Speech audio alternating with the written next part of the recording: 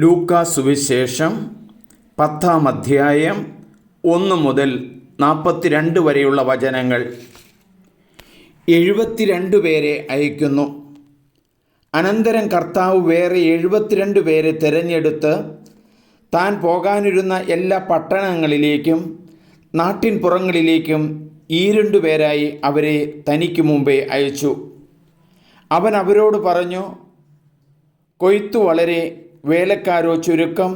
അതിനാൽ കൊയ്ത്തിനു വേലക്കാരെ അയക്കാൻ കൊയ്ത്തിൻ്റെ നാഥനോട് നിങ്ങൾ പ്രാർത്ഥിക്കുവിൻ. പോകുവിൻ, ഇതാ ചെന്നാക്കളുടെ ഇടയിലേക്ക് കുഞ്ഞാടുകളെ എന്ന പോലെ ഞാൻ നിങ്ങളെ അയക്കുന്നു. മടിശീലയോ സഞ്ചിയോ ചെരുപ്പോ നിങ്ങൾ കൊണ്ടുപോകരുത്. വഴിയിൽ വച്ച് ആരെയും അഭിവാദനം ചെയ്യുകയും അരുത്.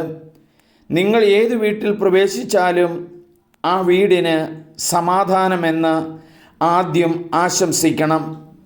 സമാധാനത്തിൻ്റെ പുത്രൻ അവിടെ ഉണ്ടെങ്കിൽ നിങ്ങളുടെ സമാധാനം അവനിൽ കുടികൊള്ളും. ഇല്ലെങ്കിൽ അത് നിങ്ങളിലേക്ക് തിരിച്ചു പോരും. അവരോടൊപ്പം ഭക്ഷിക്കുകയും പാനം ചെയ്യുകയും ചെയ്തുകൊണ്ട് ആ വീട്ടിൽ തന്നെ വസിക്കുവിൻ. വേലക്കാരൻ തൻ്റെ കൂലിക്ക് അർഹനാണല്ലോ. നിങ്ങൾ വീടുതോറും ചുറ്റി നടക്കരുത്. ഏതെങ്കിലും നഗരത്തിൽ നിങ്ങൾ പ്രവേശിക്കുകയും അവർ നിങ്ങളെ സ്വീകരിക്കാതിരിക്കുകയും ചെയ്യുമ്പോൾ നിങ്ങൾക്ക് വിളമ്പുന്നത് ഭക്ഷിക്കുവിൻ. അവിടെയുള്ള രോഗികളെ സുഖപ്പെടുത്തുവിൻ. ദൈവരാജ്യം നിങ്ങളെ സമീപിച്ചിരിക്കുന്നുവെന്ന് അവരോട് പറയുകയും ചെയ്യുവിൻ. നിങ്ങൾ ഏതെങ്കിലും നഗരത്തിൽ പ്രവേശിക്കുമ്പോൾ അവർ നിങ്ങളെ സ്വീകരിക്കാതിരുന്നാൽ തെരുവിലിറങ്ങി നിന്നുകൊണ്ട് പറയണം, നിങ്ങളുടെ നഗരത്തിൽ നിന്ന് ഞങ്ങളുടെ കാലുകളിൽ പറ്റിയിട്ടുള്ള പൊടി പോലും നിങ്ങൾക്കെതിരെ ഞങ്ങൾ തട്ടിക്കളയുന്നു. എന്നാൽ ദൈവരാജ്യം സമീപിച്ചിരിക്കുന്നുവെന്ന് നിങ്ങൾ അറിഞ്ഞുകൊള്ളുവിൻ. ഞാൻ നിങ്ങളോട് പറയുന്നു, ആ ദിവസം സോദോമിൻ്റെ സ്ഥിതി ഈ നഗരത്തിൻ്റെതിനേക്കാൾ സഹനീയമായിരിക്കും. അനുതപിക്കാത്ത നഗരങ്ങൾ. കൊറാസിൻ, നിനക്ക് ദുരിതം. ബേത്സയിദ, നിനക്ക് ദുരിതം. നിങ്ങളിൽ നടന്ന അത്ഭുതങ്ങൾ ടയറിലും സീദോനിലും നടന്നിരുന്നുവെങ്കിൽ അവിടുത്തെ ജനങ്ങൾ ചാക്കൊടുത്ത് ചാരം പൂശിയും പണ്ടേ തന്നെ പശ്ചാത്താപിക്കുമായിരുന്നു. ആകയാൽ വിധി ദിവസത്തിൽ ടയറിൻ്റെയും സീദോമിൻ്റെയും സ്ഥിതി നിങ്ങളുടേതിനേക്കാൾ സഹനീയമായിരിക്കും. കഫർനാമേ, നീ ആകാശത്തോളം ഉയർത്തപ്പെട്ടിരിക്കുന്നുവെന്നോ, നീ പാതാളത്തോളം താഴ്ത്തപ്പെടും. നിങ്ങളുടെ വാക്ക് കേൾക്കുവിൻ, എൻ്റെ വാക്ക് കേൾക്കുന്നു. നിങ്ങളെ തിരസ്കരിക്കുന്നവൻ എന്നെ തിരസ്കരിക്കുന്നു, എന്നെ നിരസിക്കുന്നവനോ എന്നെ അയച്ചവനെ നിരസിക്കുന്നു. 72 പേർ മടങ്ങിയെത്തുന്നു. 72 പേരും സന്തോഷത്തോടെ തിരിച്ചു വന്ന് പറഞ്ഞു, കർത്താവേ, നിന്റെ നാമത്തിൽ പിശാചുക്കൾ പോലും ഞങ്ങൾക്ക് കീഴ്പ്പെടുന്നു. അവൻ പറഞ്ഞു, സാത്താൻ സ്വർഗത്തിൽ നിന്ന് ഇടിമിന്നൽ പോലെ നിപതിക്കുന്നത് ഞാൻ കണ്ടു. ഇതാ, പാമ്പുകളുടെയും തേളുകളുടെയും ശത്രുവിൻ്റെ സകല ശക്തികളുടെയും മീതെ ചവിട്ടി നടക്കാൻ നിങ്ങൾക്ക് ഞാൻ അധികാരം തന്നിരിക്കുന്നു. ഒന്നും നിങ്ങളെ ഉപദ്രവിക്കുകയില്ല. എന്നാൽ പിശാചുക്കൾ നിങ്ങൾക്ക് കീഴടങ്ങുന്നു എന്നതിൽ നിങ്ങൾ സന്തോഷിക്കേണ്ട. മറിച്ച് നിങ്ങളുടെ പേരുകൾ സ്വർഗത്തിൽ എഴുതപ്പെട്ടിരിക്കുന്നു എന്നതിൽ സന്തോഷിക്കുവിൻ.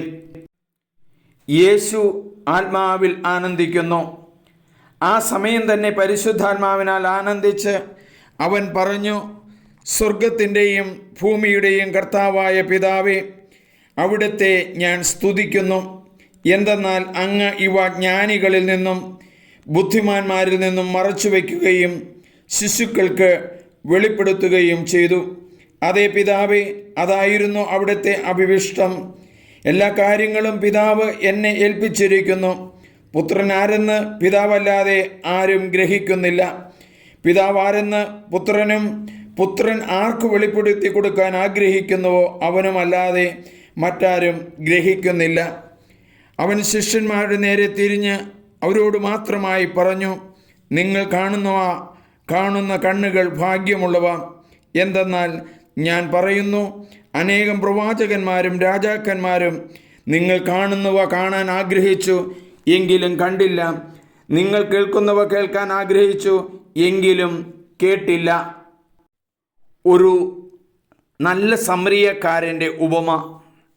അപ്പോൾ ഒരു നിയമജ്ഞൻ എഴുന്നേറ്റ് നിന്ന് അവനെ പരീക്ഷിക്കുവാൻ ചോദിച്ചു, ഗുരു, നിത്യജീവൻ അവകാശമാക്കാൻ ഞാൻ എന്തു ചെയ്യണം? അവൻ ചോദിച്ചു, നിയമത്തിൽ എന്ത് എഴുതിയിരിക്കുന്നു? നീ എന്ത് വായിക്കുന്നു? അവൻ ഉത്തരം പറഞ്ഞു, നീ നിന്റെ ദൈവമായ കർത്താവിനെ പൂർണ്ണ ഹൃദയത്തോടും പൂർണ്ണ ആത്മാവോടും പൂർണ്ണ ശക്തിയോടും പൂർണ്ണ മനസ്സോടും കൂടെ സ്നേഹിക്കണം, നിന്റെ അയൽക്കാരനെ നിന്നെപ്പോലെയും. അവൻ പ്രതിവദിച്ചു, നീ ശരിയായി തന്നെ ഉത്തരം പറഞ്ഞു. ഇതനുസരിച്ച് പ്രവർത്തിക്കുക, നീ ജീവിക്കും.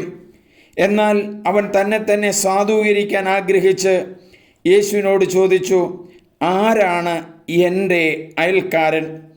യേശു പറഞ്ഞു, ഒരുവൻ ജെറൂസലേമിൽ നിന്ന് ജെറീക്കോയിലേക്ക് പോവുകയായിരുന്നു. അവൻ കവർച്ചക്കാരുടെ കയ്യിൽപ്പെട്ടു.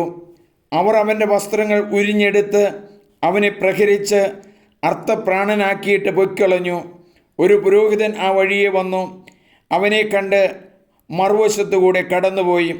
അതുപോലെ ഒരു ലേവായനും അവിടെ വന്നപ്പോൾ അവനെ കണ്ടെങ്കിലും കടന്നുപോയി.